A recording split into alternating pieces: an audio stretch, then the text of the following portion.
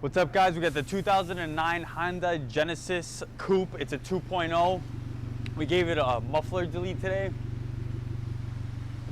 He left on his stock resonator.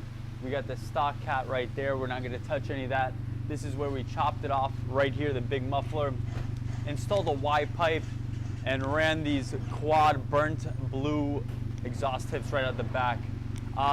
He wanted to use these exhaust tips to fill in this little gap. He was considering, these are 4-inch, he was considering 3-inch tips. These were a little bit more expensive, but it does fill in that gap. So just to let you guys see that and decide for yourselves. But we're gonna bring it down and let you hear how she sounds.